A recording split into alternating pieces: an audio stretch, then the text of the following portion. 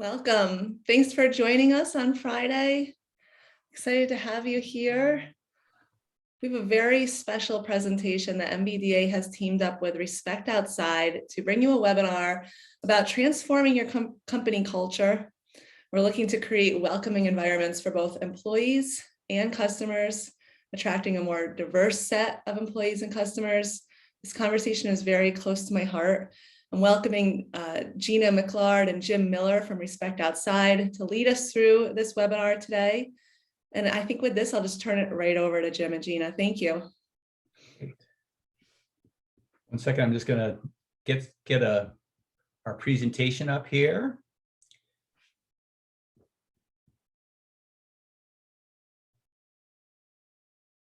And Heather, you feel like we're good to start? Do we want to give folks a minute or two, or are we okay?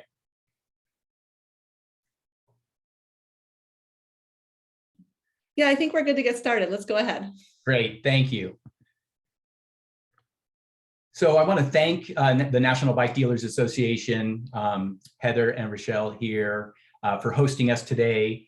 And we're all reeling from the challenges that came from COVID-19. These include supply chain issues. Everyone's really familiar with those challenges. But we're also seeing a lot of, the Great Resignation and a challenge in recruiting new staff and retaining staff and welcoming new customers, right? So we have seen with COVID, this influx of folks purchasing bikes, fixing bikes, riding around their neighborhood. And we want to understand how we can continue to attract those folks into our stores and businesses and be welcoming to folks with differing identities. Hi, everybody. I'm Gina McLeod. I am the CEO of Respect Outside, and my pronouns are she, her. I am a ski mom. My kids have been ski racing on our local mountain here since they were itty bitty, and an avid hiker. I'm a perpetual beginner mountain biker, unfortunately, but I love to travel and be outside. I'm a lawyer and have come from 25 years in the anti-violence against women movement. I was legal counsel for the Illinois Coalition Against Sexual Assault and the Oregon Coalition Against Domestic Violence and Sexual Assault. And then I moved to Lewis and Clark Law School, where I was part of the crime victim law component offered at Lewis and Clark. And there I started the first crime victim litigation clinic in the nation. And I love working in this arena and tying my expertise in kind of workplace anti-violence efforts in the outdoor industry. And that's where Jim comes in. So I'm Jim Miller. I use he, him pronouns. I'm a 30-year veteran of the outdoor industry. So I started fitting ski boots at 16 years old at a shop in San Jose, California. In college, I was a raft guide, and I really loved, river canyons and mountains, and really have never been able to get away from the outdoor industry.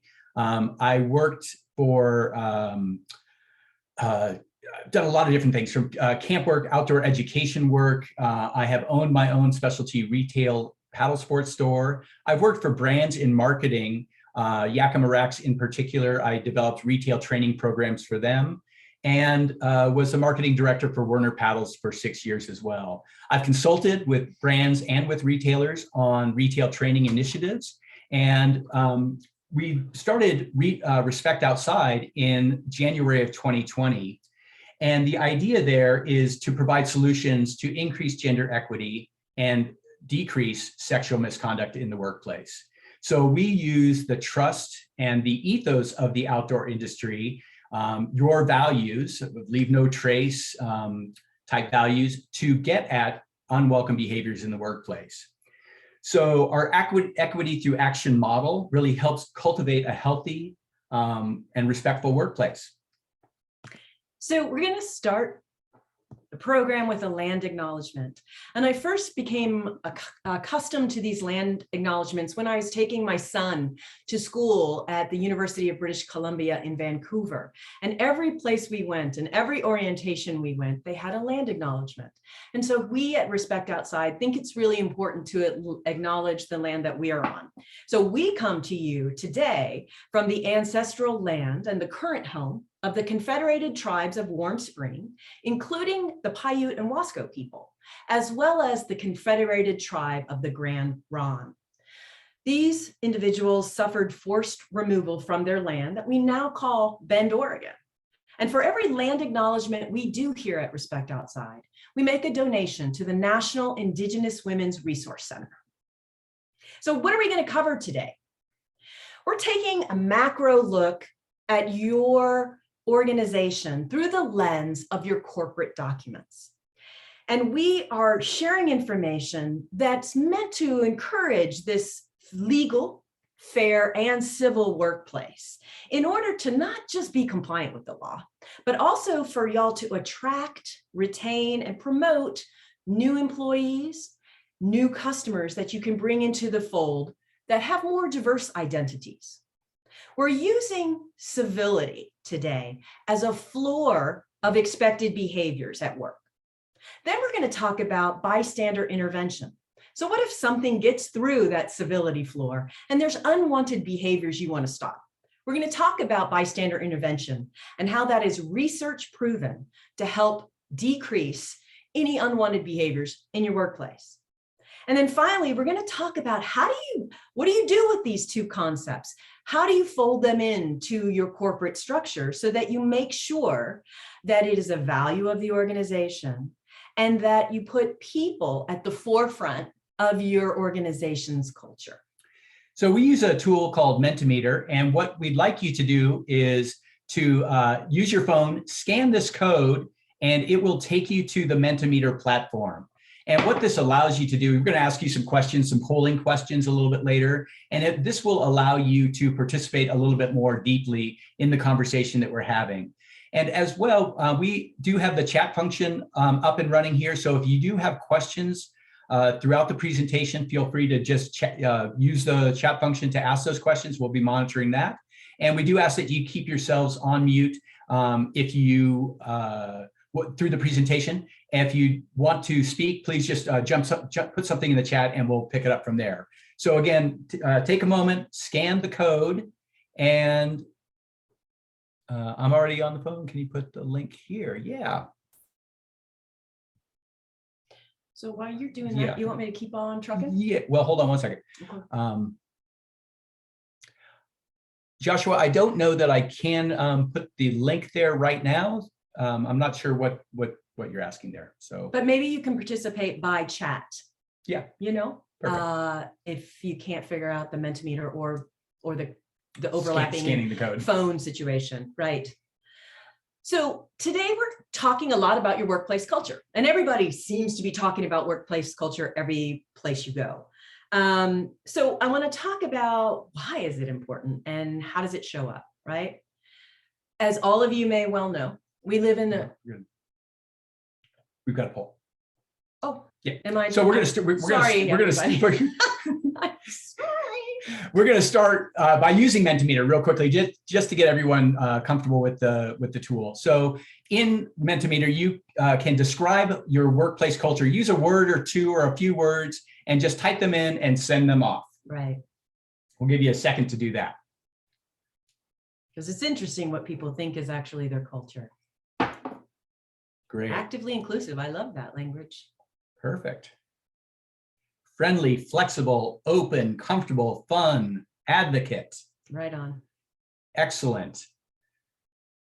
So, and these are the values that we want to see at work, right? Yeah, absolutely. And you want to see everybody hold those values too, uniformly. So we've seen for the last couple of years with the pandemic, such a rise in contentious nature of interactions in society, and news and politics are very divisive. And it's because of the divisive nature of politics and heated emotions around social issues with folks that value these movements and those that do not, as well as these continuing effects of the pandemic that hopefully we're moving out of. And all of these things fuel the contention we see, especially because of the nature of social media. So we want to define culture kind of in this context of, outside influences coming in to affect our workplace culture and what we do about that. So we're really talking about culture as people treatment. How are people treated in the workplace? We know that everyone and every employee has the ability to affect workplace culture. If you're not actively designing the workplace culture at your organization, it will design itself. It's going to happen whether or not you're taking an active part in it. And it's good. A good culture is not an accident. It takes daily intentional maintenance by every employee. Right. So we are presenting here a Gallup poll that was done in February of this year. And they asked employees to what they consider when they're deciding whether to take a job or not. And as we would expect, most people, 64 folks, said that increased income or benefits was top of the list. But greater work-life balance was a close second at 61%. Also, people want to feel like they're doing what they're meant to be doing, right? That their personal values are represented, and their passions are, I think people use passion in describing workplace culture.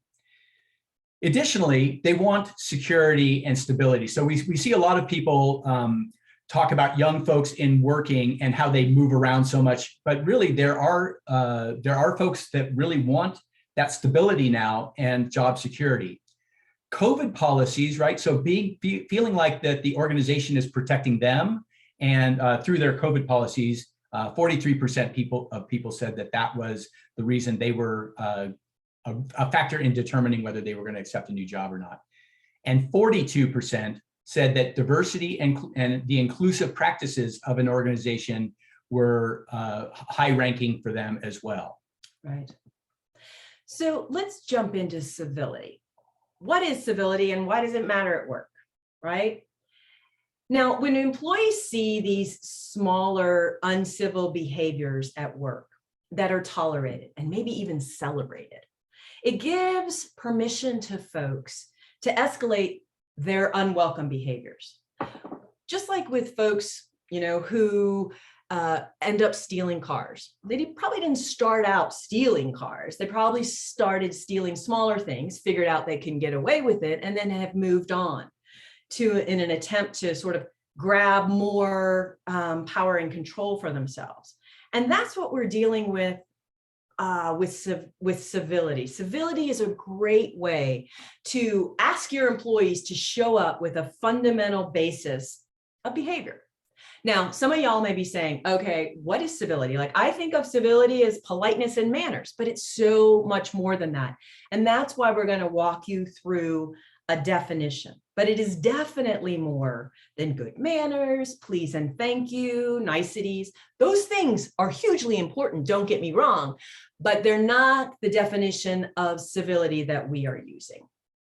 So in order to better understand civility, let's talk about incivility, because it's really helpful to take a look at what incivility is. And our simple definition of incivility is knowingly not caring about the feelings of others.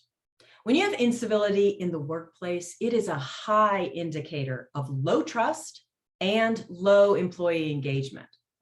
Now, what we know about incivility is that, unfortunately, it is rampant and on the rise.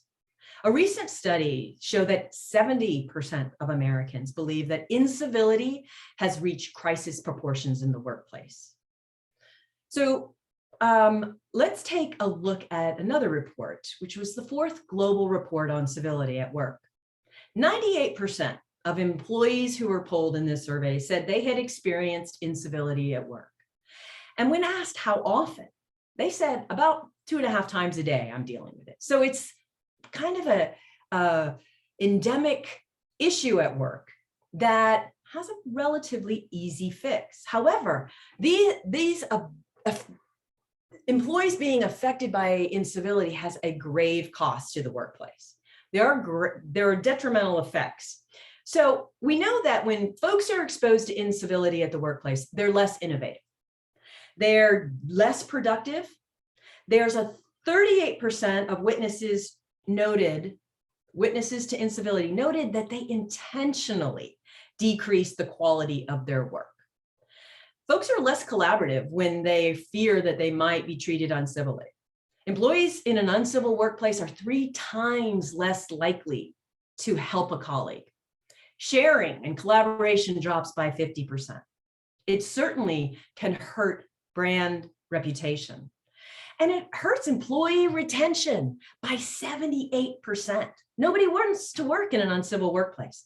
And it causes 80% more absenteeism. So we have a lot of problems with incivility in and of itself, right? But what we do know is that incivility is a feeder to more detrimental and unlawful behaviors in the workplace. We know that research shows that unwelcome behaviors such as incivility that go unchecked and are uncorrected will lead to more egregious offensive behaviors in the workplace. And as these unwanted behaviors are allowed to occur and go uncorrected, employees receive the message that offensive behaviors don't really matter to leadership or management. And that paves the way, obviously, to more problems, bigger problems like bullying or unlawful discrimination or harassment or even workplace violence. So I want to define those few things that I just spoke about so that we're all on the same page and using the same terms. Uncivil behavior is described as rude, impolite behaviors that make folks feel unwanted and invalidated. Bullying are insulting remarks or actions made in public with malicious intent. So it's that made in public piece that is really the difference between incivility and bullying. Mm-hmm. And then discriminatory harassment. So discriminatory harassment is visual, verbal, or physical advancements that make you feel intimidated, degraded, or humiliated. And it might be based on a protected class, individuals who are have identities based on race, religion, sex, disability, age. Those folks are exposed to more harassment and discrimination when you're in an uncivil workplace to begin with. And of course, sexual harassment, which is the bulk of a lot of the work that we do. We know that uncivil behaviors will lead to more harassment in the workplace when they go unchecked. So that's why we put so much emphasis on civility and nipping in the bud those uncivil behaviors so that you don't encourage this environment with more egregious behaviors that come along with just not caring about small infractions. You got to care about those small infractions. Right. So we're going to use Mentimeter again real quickly. And the question is, what is the most common behavior of these unwelcome behaviors that you do see in your workplace? Are they incivility, bullying, discriminatory harassment, or workplace violence? So we'll give you just a second to pop your answers into Mentimeter.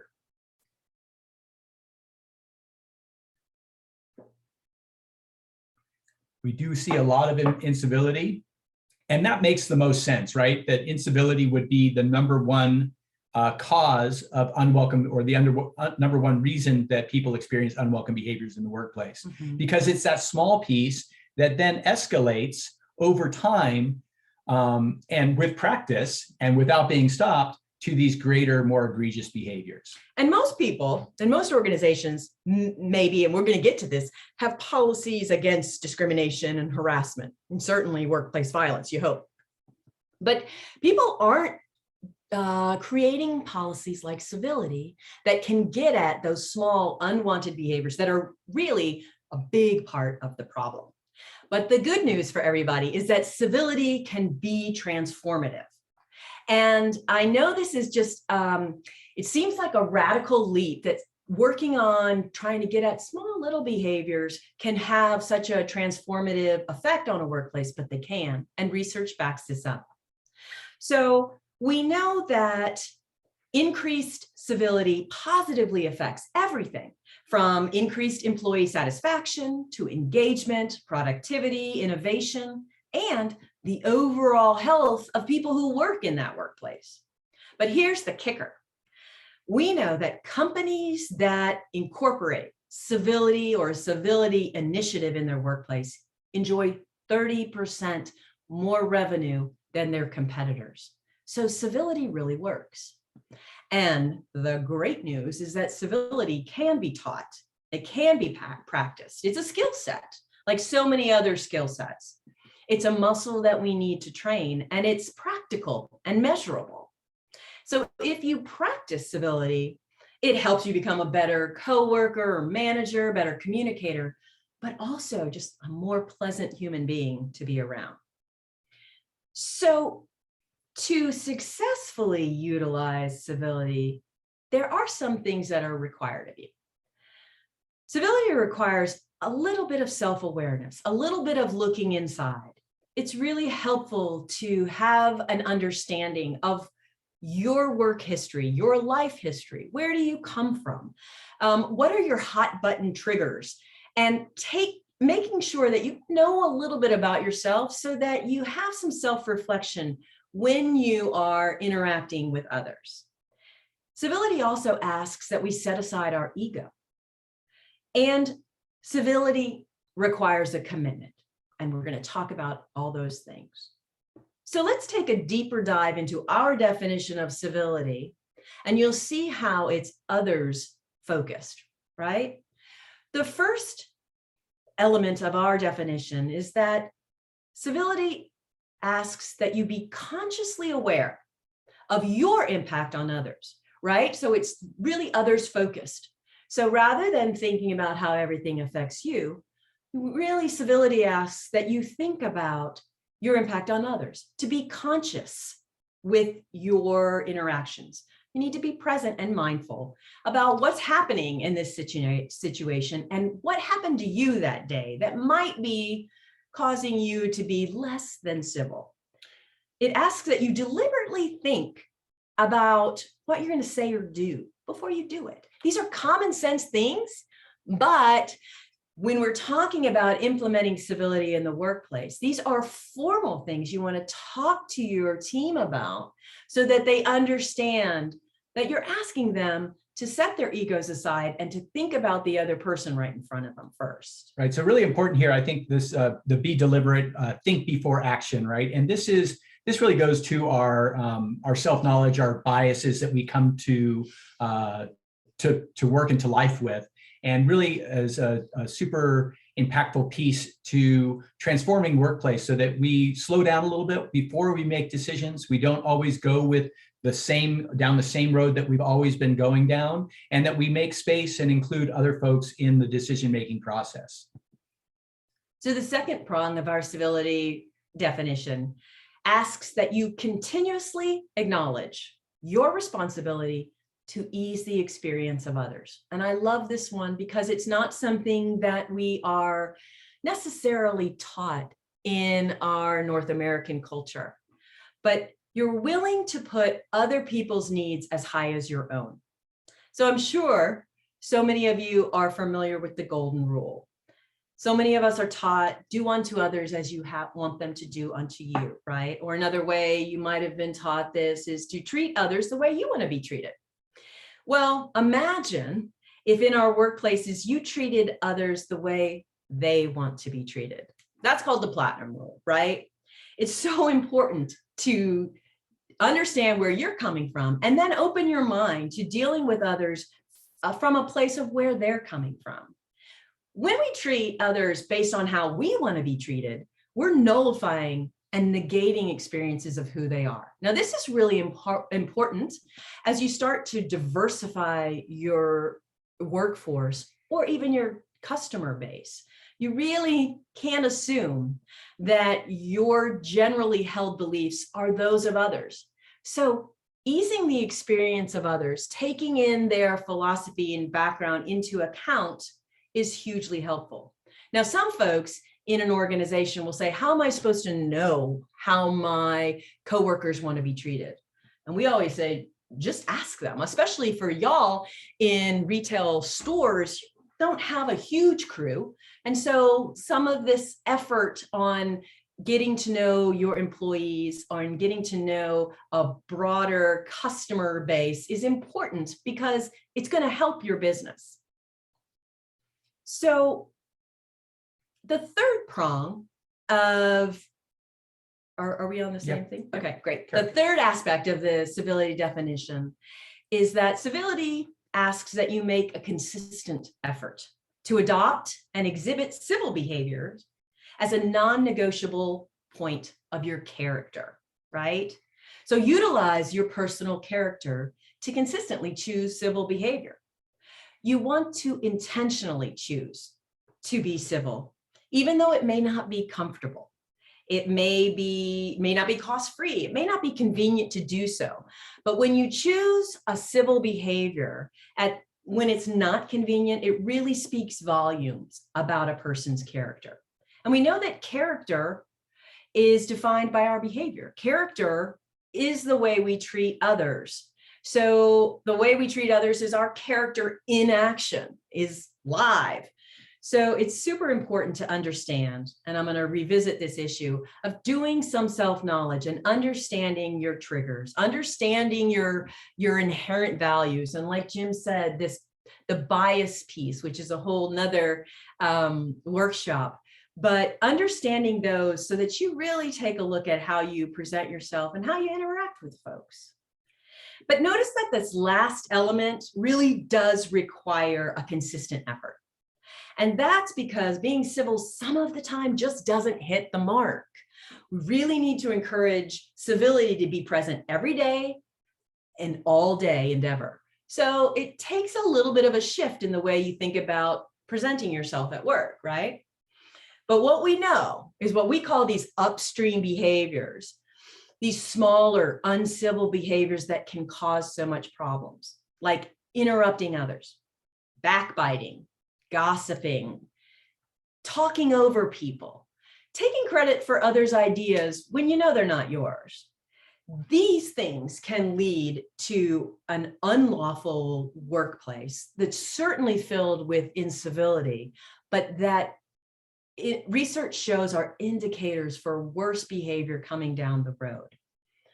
So while some of these behaviors, these upstream behaviors, are not necessarily illegal, they will lead to a stressful, unhealthy workplace that nobody finds enjoyable. And this is not a place that the young applicants around who are shopping around are going to find very welcoming or attractive. So you want to work on these things.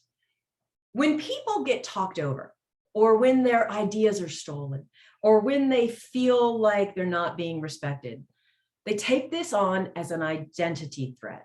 They feel unwanted and disrespected. And that's a huge problem for your culture in your workplace.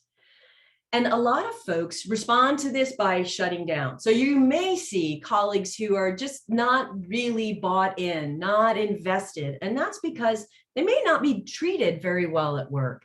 And so this is why having this policy and asking folks to show up in a certain way is so much more important than telling them all the things they cannot do, right?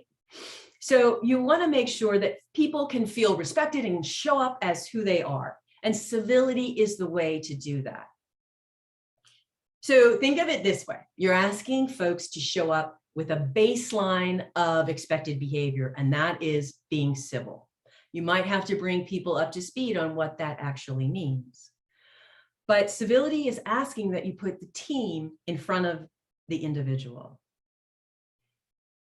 So increasing civility by building it into your organization's culture is essential. And you do that by weaving it into your corporate documents. But it also requires ongoing discussion, ongoing training, so that people have it at the forefront of their mind. If you're going to embrace this concept of civility as a value in your workplace, you have to keep it alive and continually revisit it.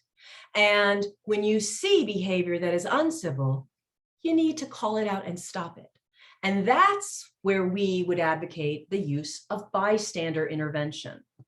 Bystander intervention is one of the best proven research methods for eradicating and preventing unwanted conduct in your workplace. It really stems from the research post-Me Too and pre-Me Too in the arena of sexual harassment, that encouraging folks to stand up for themselves, stand up for their coworkers when something is happening has proven to be one of the best ways to prevent sexual misconduct in your workplace. But it can be extrapolated to all the other kind of unwanted behaviors that you'll see. And like we said, that those small little uncivil behaviors are the stepping stones to the bullying, the sexual harassment, the racial discrimination, other types of discrimination, and workplace violence. You really want to have a mechanism and a way to interrupt these behaviors. But it's super important how we train people to interrupt these behaviors properly. And so that's why civility and bystander intervention go together. Because if you're encouraging folks to stand up to each other in the workplace or call out good behaviors, and we'll get to that, we like to use it both ways. Basically, you're asking your employees to call out both the unwanted behaviors, but also to call out the good behaviors they're seeing in their colleagues, so that this culture of speaking up and taking responsibility for the workplace around you is solid. It comes from top to bottom, and people realize that they need to use these skills they've learned about civility when they're interrupting these unwanted behaviors, so that you don't create a bigger problem in your workplace. You don't want arguments erupting on the floor of your shop. You don't want people to feel like they're entrenched into two different camps. But when you ask them to interrupt behaviors in a civil way, then you avoid a lot of those potential pitfalls.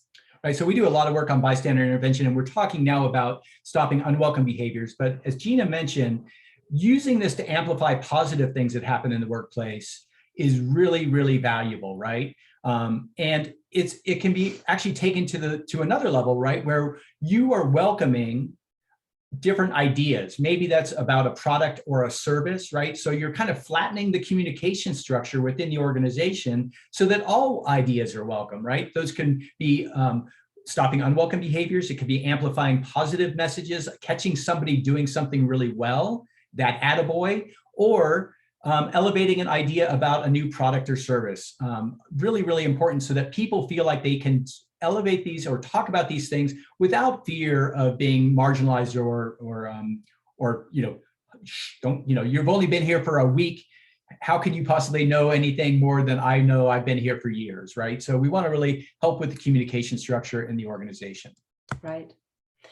And so we know that calling out individuals in the moment when some unwanted comment or one unwanted behavior is happening is an effective way to preventing it.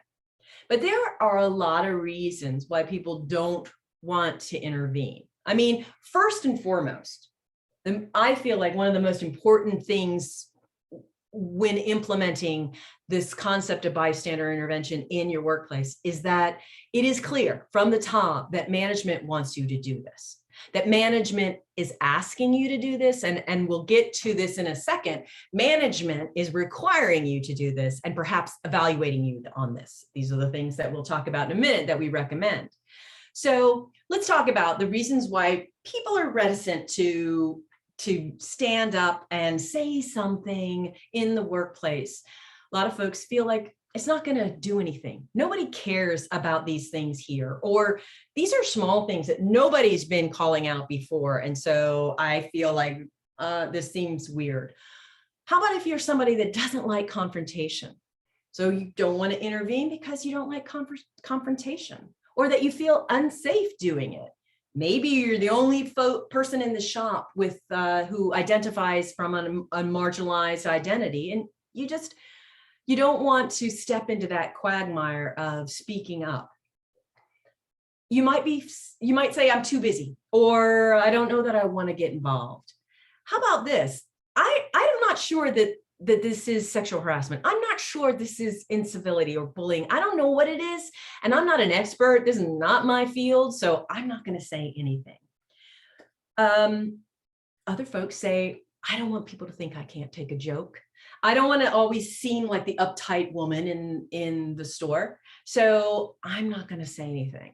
And it is a problem when we rely on a few people in our organization to stand up. And that's why, again, going back to management saying, hey, we want everybody to say something really is essential. If you don't do that, folks are just going to remain doing what they are doing and not stand up for each other. There is another very interesting reason why people don't intervene, and it's called the bystander effect. And that is, people are less likely to say something when there is a big audience to the problem, right? If there are a bunch of people around, it's less likely that anybody is going to intervene. And part of that is this group dynamics. People think, well, I'm in this huge group. And if other people felt that this was inappropriate, clearly somebody would have said something by now. So I may just be being overly sensitive.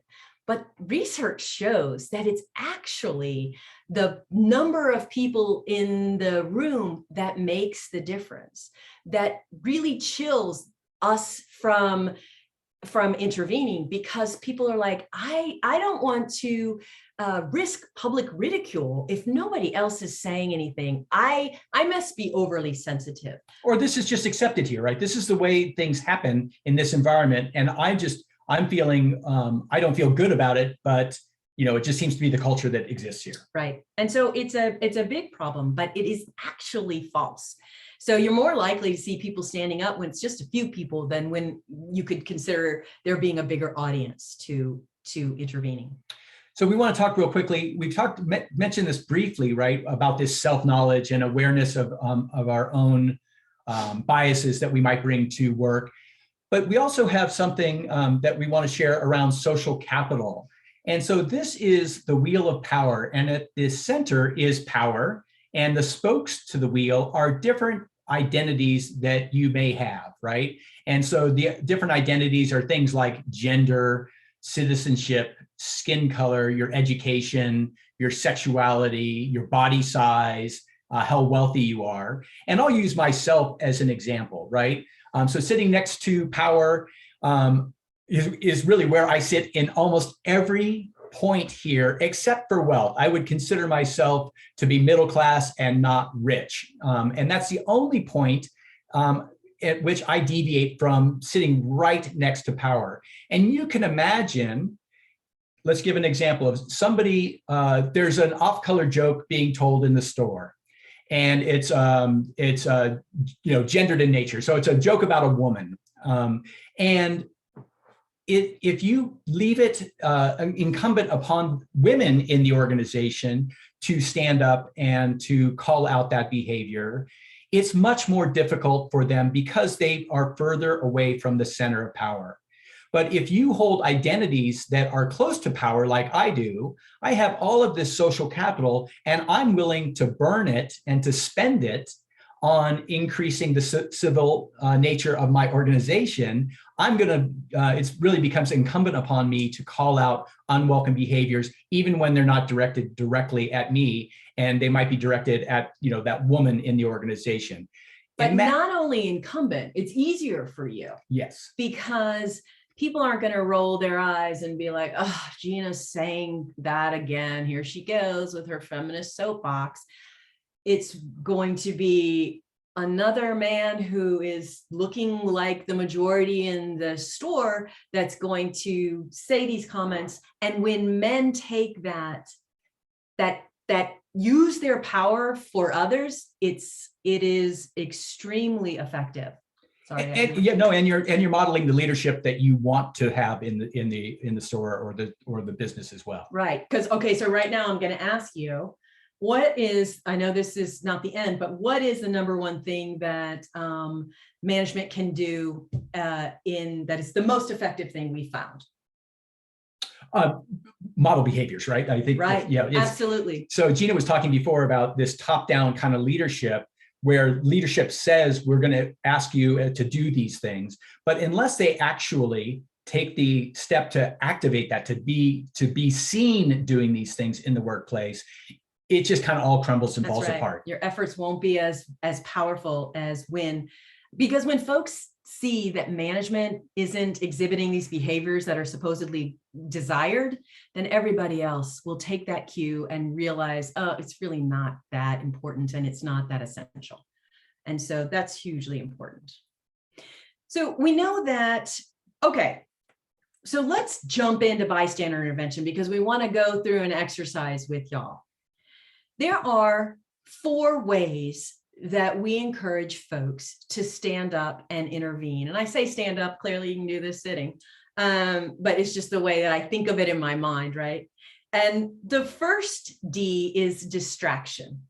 Distraction is when you see something that's unwanted, you're hearing something, and you want to change the subject. You want to change the dynamic that's happening. And you can do this in a variety of ways, right? This could be something that you just say something out of the blue that's pertinent to whatever fitting is happening or whatever questions this customer has had or the environment that's happening. You say something related to it, or you say something completely unrelated. You know, your goal here is to change the subject, change the dynamic. So maybe you just bring something up about, some live music you saw last night and how incredible it is. But it really can be as simple as you could slam a door and everybody's attention is going to turn to that. You might, belt out a lyric from your favorite song, or you might do something so simple as merely go and stand by the individual who is the target of the unwanted comment. You don't have to say a word, but your presence can really be distracting. So I love distraction because it can be creative. You can, when you know your coworkers well, when you know your customers well, you can use that knowledge to be able to distract them in a positive way, get them off the subject, kind of bounce out of that dynamic that was starting to escalate and start over. So I love distraction. The second way that you can interrupt behaviors is to delay support. Now, this is when you wait until the interaction between the target and the individual, the actor, you wait for the actor to leave, and then you check in and give support to your coworker and say, I saw that. Are you okay? And then, you just want to touch base with that individual because empathy is so important in the workplace. And because that individual was enduring some uncivil, unwanted comment, you want to make sure that, again, you're easing the experience of your coworker by reaching out to them. So I love delay support, and I feel like delay support can be used in all of these examples as a secondary element. You may choose to distract or use something else like delegate or distraction, but you can always check in with your coworker. And really important here, I think that, when we talk about bystander intervention and interrupting unwelcome behaviors, people often think like this is, I've got to stand up and say something in the moment that is happening, or I'm not being a true ally in the workplace.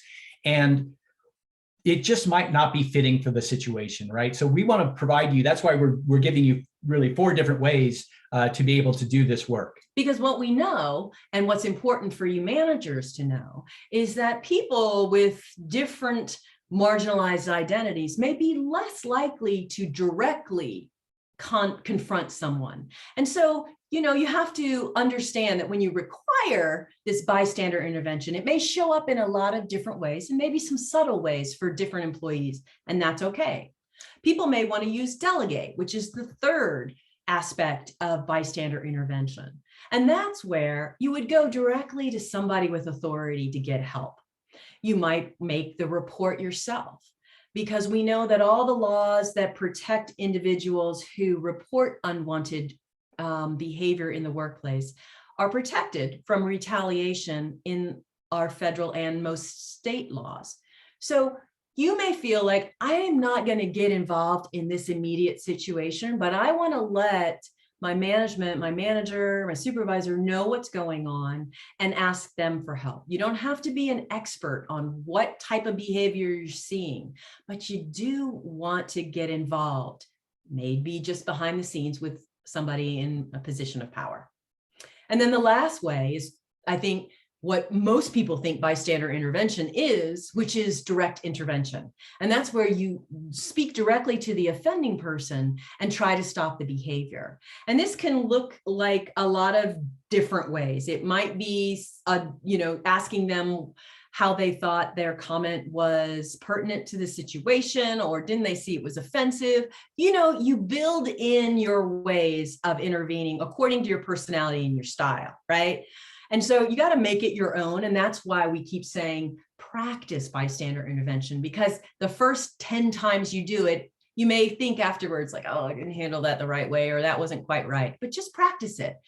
And that's why we take a break right here to say it's so important for when these kind of initiatives are being implemented in the workplace. And if you take this concept of civility and bystander intervention back to your organization, you also say to everybody, hey, we aren't experts in this arena. We're just trying to make our workplace culture better. So people are going to make mistakes.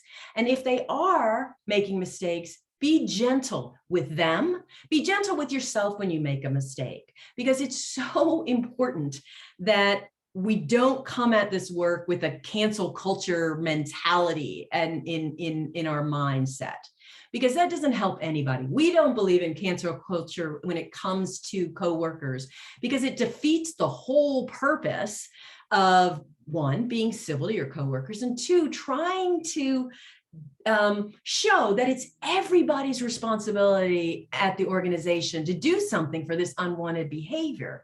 But inevitably, people are going to mess up. And so be gentle with yourself and with others. The number one thing I hear from men that we work with and that we're talking to about culture change initiatives is this massive fear that they have that they're going to say something wrong, right? That they're going to say something based on their identities and their how they sit next to privilege, right?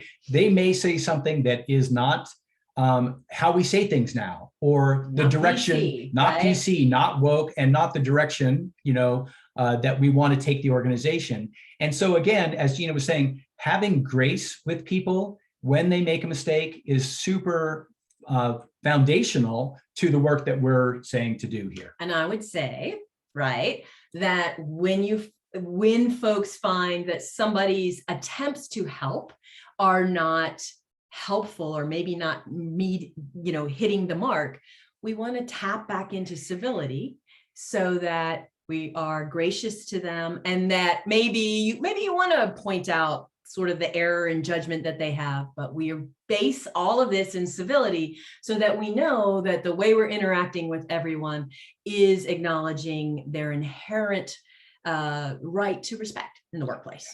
So we're going to do an exercise here. We're going to use Mentimeter. I'm going to read a scenario, and then we're going to jump through each of those 4 methods for bystander intervention, and you're going to just type in a few words or a sentence about how you might react to them. So normally we would walk through this and we would send everybody to a breakout if we had more time. So we're just going to really ask that y'all participate with the Mentimeter so that you give us some feedback and your ideas on how you might go about doing bystander intervention in this scenario. Great. So here's the scenario. You are at a consumer-facing event providing information about products and offering demos. Your coworker, Alicia, is helping fit customers on demo bikes. After she fits her customer, Charles, he turns to a male coworker and says, "Do you think one of the guys with downhill experience can check this fit?" So I'm going to read that to you again. And then we're going to have you all answer the question how you would use distraction to get at this unwelcome behavior. Right. So here's the scenario one more time. You're at a consumer-facing event providing information about products and offering demos. Your coworker, Alicia, is helping fit customers on demo bikes. After she fits her customer, Charles, he turns to a male coworker and says, do you think one of the guys with downhill experience can check this fit? So how would you use distraction to interrupt this behavior?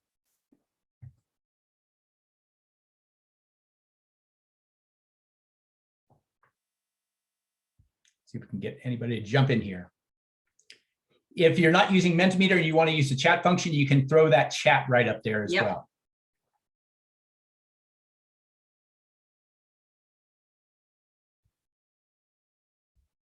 Great, so why don't we just talk about this?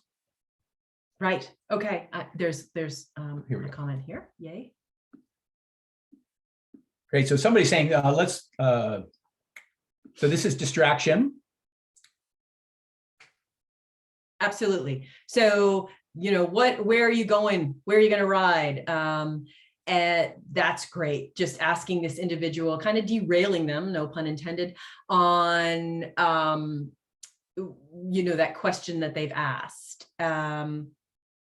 Great, yeah, ask more questions. Yeah, perfect. No, ask him about his writing path. You know, really, distraction can be anything, right? It could be anything. Like, dude, when you're on that amazing bike, you know, you are going to, you're going to ratchet up your, I don't know, I'm so sorry. This is, remember I told you at the beginning that I'm a beginning rock mountain biker. I don't have all the words, but you get the concept. Yeah, you got right? the point here, right? Basically, anything you can do to kind of distract this from escalating to the next comment that he might make that is unwelcome to Alicia.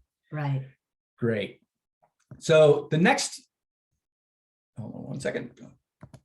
The next way is delay support. So how would you use delaying support to interrupt this behavior? And again, you want to just redefine delay support real quickly. Sure. So delay support is where you would wait for the offending party to leave and then provide support to your colleague.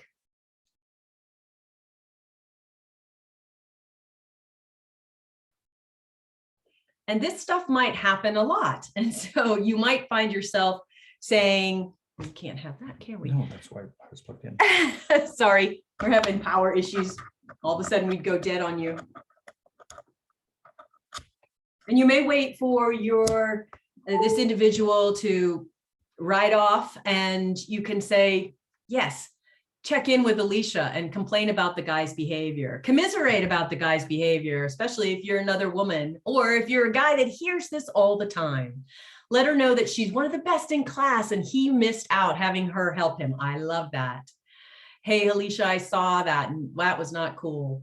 I know that you are qualified, Alicia, and I apologize for his behavior. A+, I love that. Right, perfect. And so like we've said, you can choose to do a lot of different ways of intervening, but I really think that it's so powerful to always support our colleagues after something negative or egregious or unwanted has happened to them, because it really just, you know, works in cohesion of a group. And it can be, you know, again, based on how Alicia responds, right?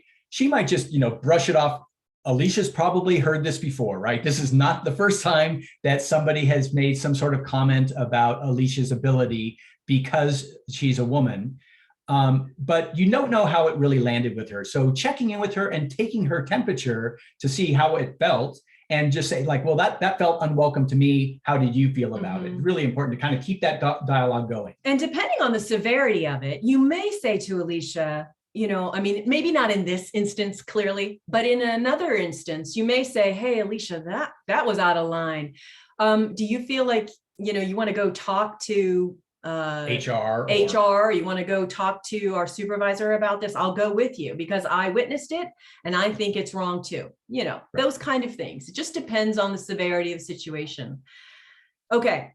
And so delegate. In this scenario, you've seen what happened. You are Alicia's coworker. How are you going to delegate in this circumstance? And you kind of just mentioned that, right? Well, I mean, yeah. So delay support could be, do you want me to go with you to file a report? And delegate may be, hey, I'm going straight to the boss and I'm going to report this because this is not okay. This consistently comes up. Now, maybe not exactly the scenario we gave you, but I'm sure all of you can think of another situation that you might see routinely that you feel like, what can we do about this? We're always sending Alicia into the fire because we've got this crew that we know shows up at these events. What are we going to do? I mean, those kind of things. And this goes back to this concept that bystander intervention is so great for retaining and recruiting employees, because you're basically saying, you as employees have great ideas. You guys are living this work. And so you're going to maybe have solutions that we don't have. So it's this way of saying to employees, you matter and you can help us succeed as a business. And so that's the things that we're really hearing from folks about why they're choosing one workplace over another, is because, hey, we want to hear from you. We value your ideas. Awesome. Right. That's so important. And I love this comment, right? So taking this situation and using it to improve the next time that you have an event, right? Mm-hmm. So yes, this happened. It kind of was dealt with in the moment, but now we know that these types of things happen. And so what are we going? We're going to talk about it, right? We're going to go back after the weekend demo event, and on Monday we're going to say, you know, here's how the demo event, and here's a thing that happened to Alicia that we want to talk about as a group, so that we all are understanding that people experience these behaviors, and that we don't, you know, that we want to support Alicia, we want to support our coworkers, and we want to support a workplace that doesn't allow for these kind of discriminations to take place. And it shows everybody that both management and the staff see that this was wrong, and see that we all working together to try and not only protect Alicia, but to make sure that we discuss this and debrief this and think about ways that we can avoid this in the future. Because that's the whole thing about bystander intervention. It gets more and more easy when you see examples of a bunch of different examples on how to utilize it. And so you get better just by watching your employees doing something. And that's why requiring it as an action you want to see, and then evaluating employees on whether or not they're engaging in these exercises is huge, because it only works when everybody's working together to stop these behaviors. Great. So the last one is direct intervention. How would you use direct intervention in this situation to address this comment that was made after Alicia did her own fitting?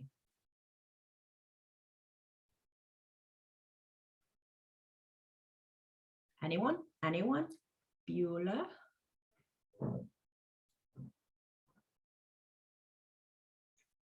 Great. I love it, right? So directly talk to that writer and say, hey, you know, this is an inclusive environment.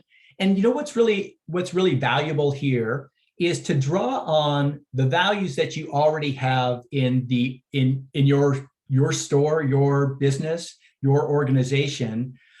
And oftentimes, right, so, you know, we're all out on trails. If you see somebody riding down the trail and they take their Cliff Bar wrapper and they throw it into the woods and you watch them do it, you're going to do something really, and it's going to be easy for you to do something, right? Because leave no trace is a value that many mountain bike riders have and possess and espouse. And so if you imagine that situation, right, you're going to pick up that wrapper, you're going to chase that rider down, you're going to say, hey, you know, you are violating the ethos of mountain biking by littering. We don't do that here. Imagine if instead of leave no trace, it was about equity and about welcoming people and identities of people that you were that comfortable talking about as well. Can you move that down so I can see that? Sure. But I love this. Actually, did you know that Alicia is one of our master fitters? Going directly to the point and saying, you know, Alicia has lots of downhill experience. She can help you better than anybody else. Or, hey, how about the concept, dude, you know, women have a lot of downhill experience. Women in general, I mean, yes, can be towards Alicia. You could actually stick up for Alicia here, but you could also make a bigger, broader comment like, I don't know where you're coming with this comment, because some of the best downhill riders are women, or you know what you're getting at. So you can directly intervene specifically about Alicia, and that's great because it makes Alicia feel really good and she's right there, but she may have left. You can say something specific to Alicia. You can say something generally about, wow, it really doesn't matter what gender a person is to make them a good rider. I don't get your question, sir. Those kind of things. But I love these comments. Yeah. Great job, you guys. Yeah. And so we do want to talk about, hold on one second.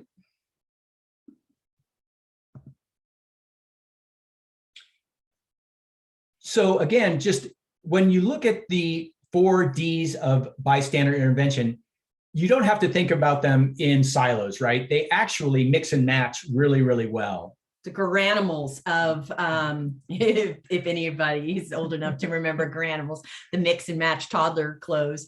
It is the granimals of bystander intervention. And like I've said a million times, that, you know, choosing your way to intervene, but always providing support is essential, and choosing your style, making this your own. But it's so important that you revisit this, and maybe, you know, for a month, every weekly staff meeting, you go through a scenario that you guys choose amongst yourself and do this exact exercise. It just helps people feel a little bit more comfortable and gives them, you know, folks who are more comfortable doing this can actually lend their expertise to their colleagues and say, well, I think I would go about it this way, or I might say this. And it takes into account everybody's different personalities and their different approach to work. But it's really important to practice this. Okay, so now we want to talk about Human tie to civility real quickly. Yeah. Okay. And we're going to talk about how, we've talked about this a little bit, about how civility dovetails with bystander intervention. When you're asking people to directly confront someone, you also want to have some kind of expected behavior built around that confrontation. And that's where leaning into civility, talking about easing the experience of others. It may well be that you try to marry the intervention along with easing their experience, and maybe saying, you know, to this individual, you know, you may not know, but some of the best riders in this area are women, or whatever it may be. But you need to lean into civility so that you don't create worse problems in the workplace. You don't heighten the contention or escalate. You don't have to lose a customer when dealing with these kind of things. When you base all of your expected behaviors in a floor of civility, then you can rest assured that when your employees do try to intervene, they're going to be coming at it from a civil point of view, which is always easier to accept and to deal with when you are the unwitting target. I'm sorry, the unwitting actor. And you know, once again, no cancel culture, depending on the circumstances. I want to put a caveat there. Yeah. But for the most part, with low-level unwanted comments like this, you know, you address them, but you address them in a way that is so and so what's really interesting, right, is we hear from a lot of people around, you know, like woke culture, right, and how people will often, you know, weaponize their understanding of issues around, you know, BIPOC or LGBTQI plus identities. And they'll use that, and it just lands so hard to the people that are being addressed, right? And so that, as Gina's saying, that civility piece married to bystander intervention, it just works really, really well. And so we're about to move on to talking about how we're going to incorporate all of this into corporate documents of policies and procedures. But I want to pause for a moment and see if there are any questions or comments about bystander intervention and civility. So just jump in the chat if you have a question, and we'll pick that up real quickly. And if not, we're going to move on to policies and procedures. Great. Well, I'll monitor that, and we'll come back to it if we need to. Right. Thank you. Right. So how often to train folks? Joshua, I would say that if you are implementing this, then it's important to maybe train once a week for a period of a month, so that you're giving folks language, you're giving folks information about how to prepare yourself to do this. We haven't talked about this because of the time constraints. We've also got a couple of ideas on making sure that you feel safe when you do this confrontation, depending on who it is, or if this is a woman or somebody who has is a person with marginalized identities, may feel like, I'm not going to jump in right here. But there are things people can do to prepare themselves to make it more acceptable and easy and comfortable to do that. Yeah, so oftentimes there'll be a training around these issues, and then we'll leave folks with a toolkit to extend that learning throughout the year. And we know what that shop environment is like, right? There's a seasonality to the business. Things are busy, and that's why you have folks there working. And so it's kind of this, like, when you are training somebody, the training doesn't just live in isolation. It just doesn't live over here on Monday we trained and now we're done with training, right? No, Monday we train, and now Tuesday, Wednesday, Thursday, Friday, we're amplifying, we're bringing those training values to life. And again, it just goes back to, if you're a leader in the organization, people are looking to you for that cue, right? That role model. And so when you activate the training that you've taken, it really that's the hook. So really important for leadership to be involved. And smaller things, like we at Respect Outside have created a poster that explains bystander intervention and the 4Ds.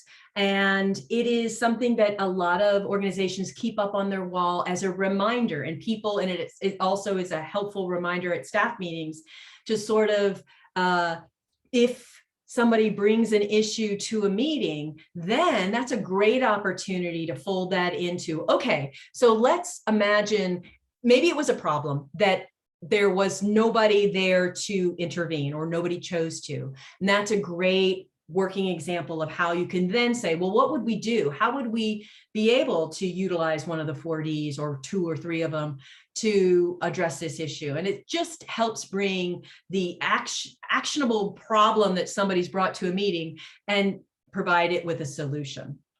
And so it's so important when you want to implement these things. And I think a lot of y'all would know that when there are big movements in organizational philosophies, that people find it most helpful for 2 things. You want to make sure that management has bought in, and management is saying, this is what we expect, and this is how we want you to show up at work. And the second thing is also, we need to incorporate it into our corporate documents, into our policies and procedures. And this does a couple of things.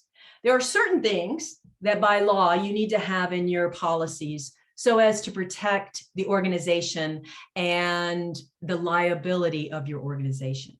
But then there are softer skills that you are asking of your employees that you also want to weave into your policies and procedures in a variety of ways. So let's talk about some of these bigger, broader issues and policies that help protect employees on a day-to-day basis. Right, so the Mentimeter question is, do you have a policy on these following items, right? Do you have a policy on bullying, harassment, reporting, or investigation of unwelcome behaviors? We're just curious to see the numbers out there. Mm-hmm. That's usually what I see. Yeah. Is everybody has a policy around harassment. A lot of attention is put on harassment. And what's great to know is that, of course, this concept of bystander intervention really came out of the sexual harassment world. So for those of y'all that have a sexual harassment policy, that's terrific, because that lends itself perfectly for bystander intervention. So it's really important to reward employees who are presenting themselves and behaving in the ways that you want. But as well, it's essential that you hold individuals who violate your policies or you have to actively hold them accountable, because these type of things are what are going to make or break people's confidence in your policies and procedures. If you've got policies on the books that nobody ever is held accountable when they infringe on those policies, then they're basically worthless. And what we know is that I want to step back and say that this work that we do around policies and procedures, I feel is the framework to be able to get an organization to move from general ideas and values to implementing them on a daily basis. So we know that there's a lot of different policies you should have in your organization to comply with the law. So I would say to all of you, no matter what state you're in, you are required to have a harassment policy, but you're better protecting yourself when you also similarly have a policy about less egregious behaviors like bullying or uncivil behaviors, right? You certainly should have a policy on discrimination and workplace violence. But what we want to know, what we think is critical is when management holds folks accountable for both the good behavior and the bad behavior. And we can talk about that in a second, but I think we have another mentor. Are you going to skip that or do it? No. Okay. So really important here for, as you codify these behaviors around civility and bystander intervention, is making it part of the evaluation process, right? Saying it's a value that we hold in this organization, and you're actually going to be evaluated on it and how you participate, just like you might be evaluated on a sales number or on a number of being on time, the number of satisfied customers that you've interacted with. Those are all things that an organization might want to measure, but we also want to measure and evaluate our staff on whether they're participating in these initiatives around equity. Right, because otherwise the folks aren't going to see that it's part of their job. And so you want to make sure that you both reward and hold accountable, as I've said. And it's important. You go. Yeah. So we're going to ask. We got another Mentimeter poll on thank you. whether or not you have policies in some of these other areas, particularly areas that help you get at workplace culture. So once again, we're building this concept that you are building your culture from the policies that you have and the policies that you hold your employees accountable for. Right. So pronouns are how people identify themselves with he, him, she, her, they, them. And a lot of folks are enacting policies in their organization about how that shows up in the workplace. And that may be something like if you have name tags, you choose to put your pronouns there. It may be your email signature has your pronouns. And we mention this because a pronoun policy is a great way to show that your organization is being very inclusive.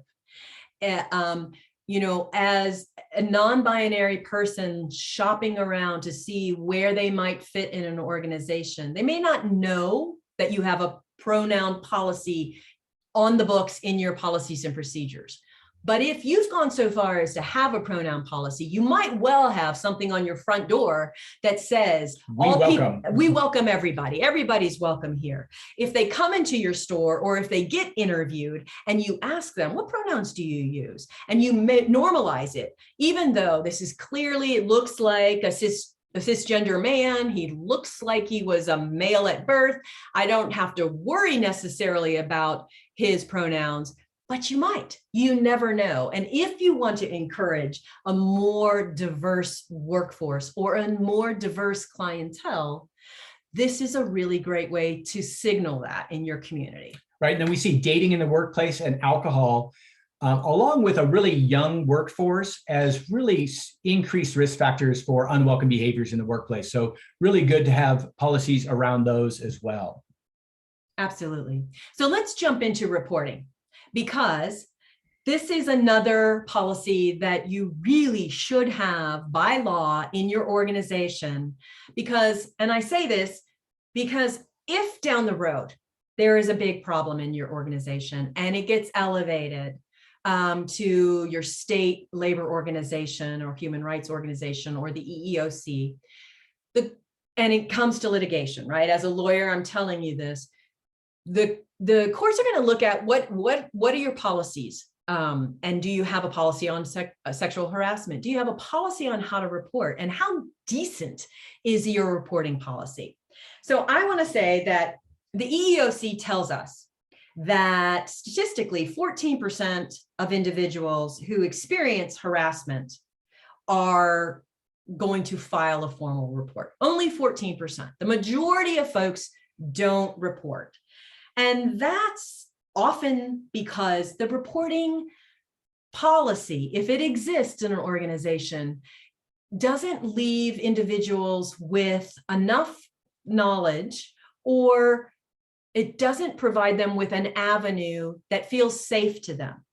The stakes are really high for people who do come forward and report unwanted conduct. But it is important that you provide a reporting policy that encourages reports. And that is, you have multi-avenues in which a person can report. If you only have the manager of the store, who is the person who can take a report, but that manager is the problem, then clearly no one's going to utilize that avenue.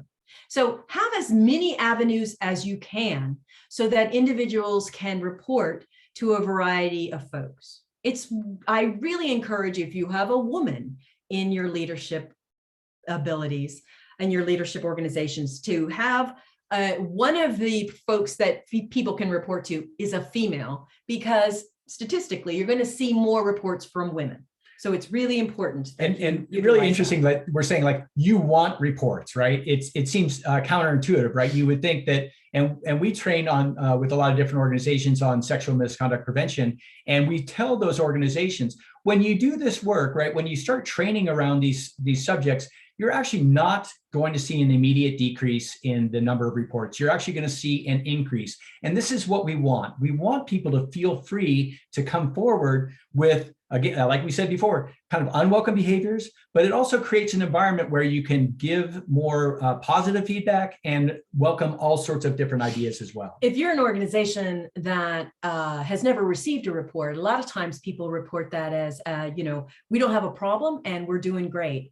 But it's actually a very high indicator of low trust in your organization when people don't feel like they can report.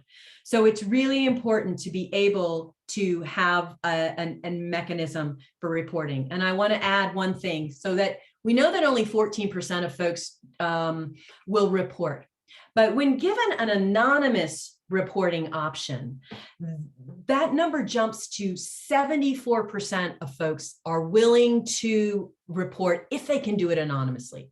Now, we have a lot of ideas on this, and you've got maybe small shops, and so anonymous reporting might be a little bit difficult, but it's something to think about. The better reporting process you have, the more people are going to use it.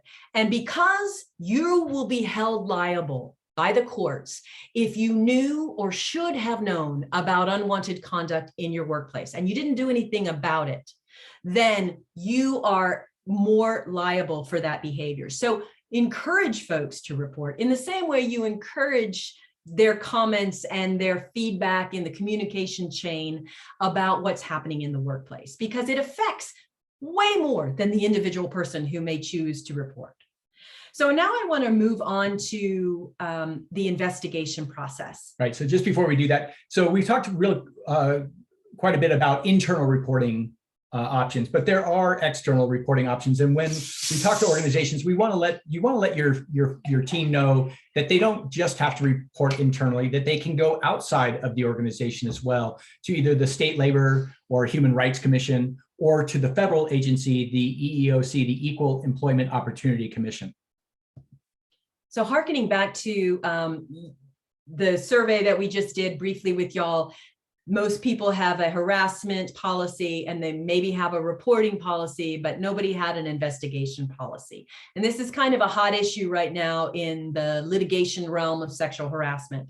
And that's because you need to have an investigation policy that's prompt, thorough, and objective. So as soon as you get a report, you need to have some sort of timeline in which you will respond and conduct an investigation. You want to make sure you have this because as an employee, and I have experienced some sort of unwelcome conduct, first of all, I have to decide whether or not I'm going to report. That's going to depend on how good the reporting policy is. It's going to depend on what I've heard from management over whether or not they want to eradicate this kind of behavior. I'm going to get a vibe on where the store is on these issues. But I also need to know, what are you going to do with that report after it comes in? So therefore, I need to know about the investigation process. What's entailed? How long is this going to take? Who's going to know about this? These kind of things are all essential for you to have a policy on so that your employees know what they're getting into. And not having an investigation policy is a problem on two levels. First of all, you don't have a repeatable, consistent policy so that every single report you get is treated the same way. It's so essential that you do this because otherwise you may get claims of retaliation. You know, when so-and-so reported this, it was handled and investigated this way. But when someone else reported a different thing, there was a whole nother structure that was applied.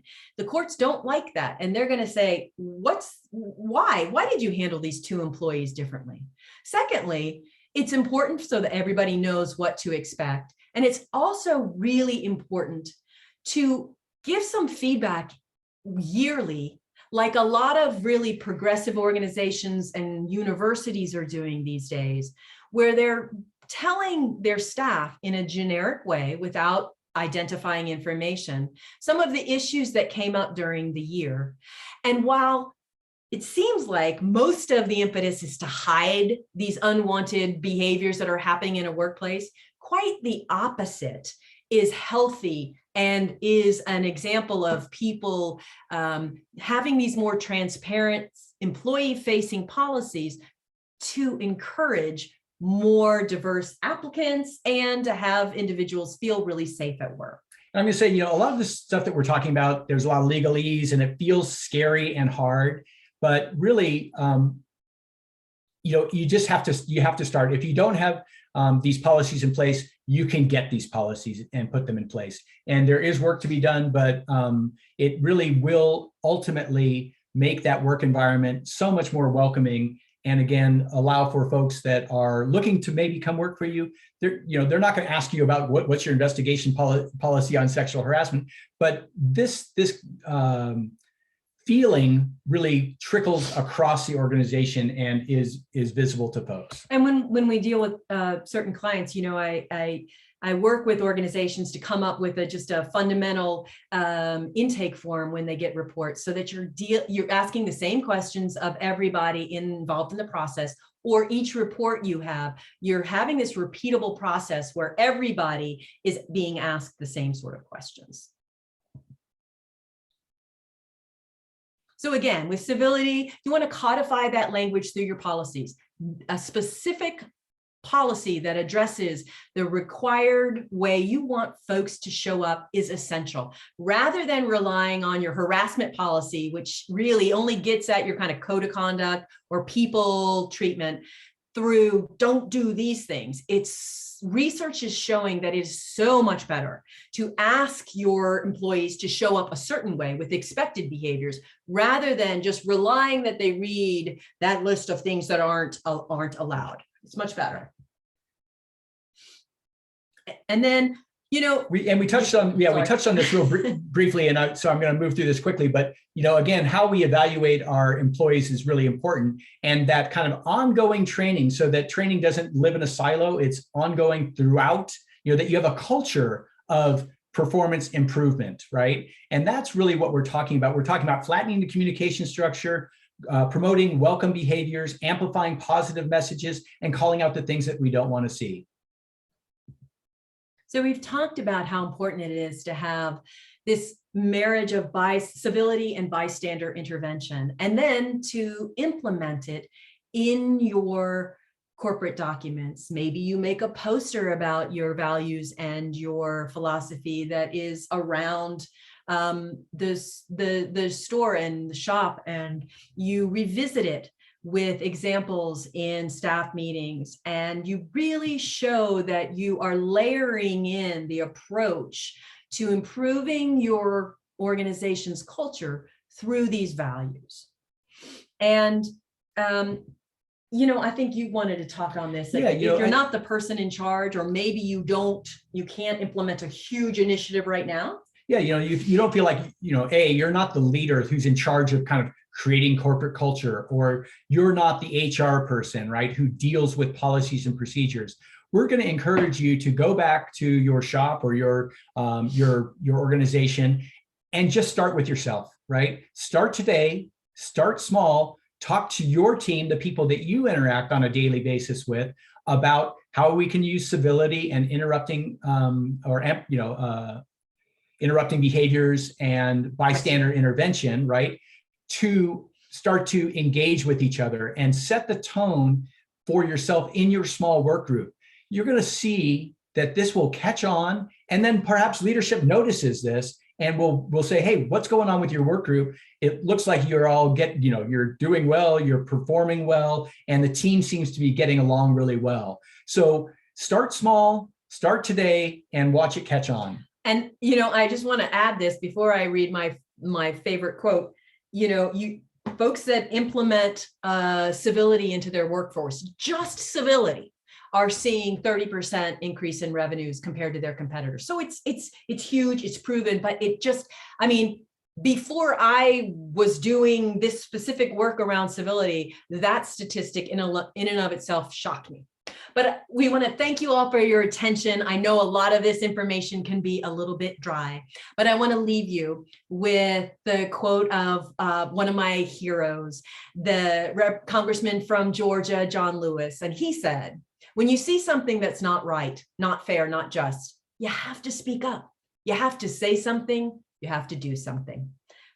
So thank you again for your time. We really appreciate it. Yeah, and thank you to Rochelle and to Heather for hosting us, to the National Bike Dealers Association. And thank you for all of you for taking time. We know that your day is busy, and we are going to stick around for some additional questions. If you want, you can pop those in the, or you can come off mute. We could all come off mute and have a conversation. I welcome that. You can visit Respect Outside online. There's a code here that will take you to our website, our social media platforms, and you can get further information there as well.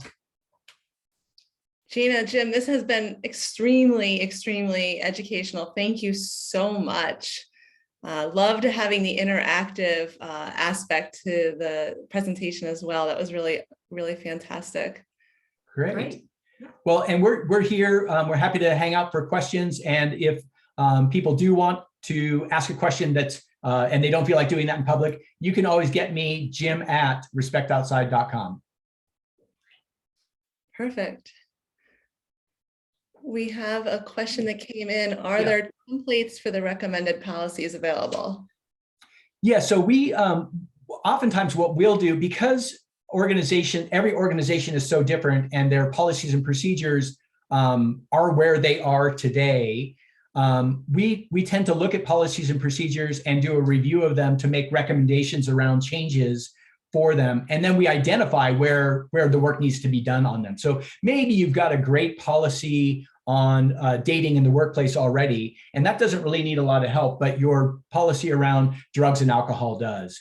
And it's all dependent on state law. So that's part of my job, is to make sure that all these recommendations that we make in a particular state satisfy both federal and state law. So it can be a little bit cumbersome because there's not one size fits all with some of these things. Yeah, we've seen like people pick from like trade organizations. They'll grab like policy and procedure, but it doesn't necessarily apply to the state that they're operating in. Yeah, I mean, that's a lot of what I see is folks have I mean, so many people do this. They just pull their policies and procedures together from either their friend who works at someplace else or what they found online. And, that may or may not be working for you. So it's a little bit more complicated than a template, but there's certainly ways in which you can implement this short of, rebuilding your whole house. I think there's ways to slowly, and we can help you with that, is take a look at what are you trying to accomplish? What do you need? What do you have right now? And how's that working for you? Those kind of things. So Joshua says, I'd love to talk to other shops and the NBDA about making a larger group of independent bike dealers together to work on this. Yeah. That sounds great. And, again, Heather's got our number too. So you can always lean on us as well. Yeah, this has been great. We love the work you're doing at Respect Outside. Thank you, Gina. Thank you, Jim. Thank you to the retailers who are in attendance today. I guess for this, we'll take any questions and you can send them to me. I can get them to Jim or Gina or Jim at Respect as he gave his email address earlier. Have a great afternoon, everyone. Thank you for joining us. Jim and Gina, thank you again. And thank you for having us. Happy Friday. Yeah. Yay. All right. Bye-bye now. Bye.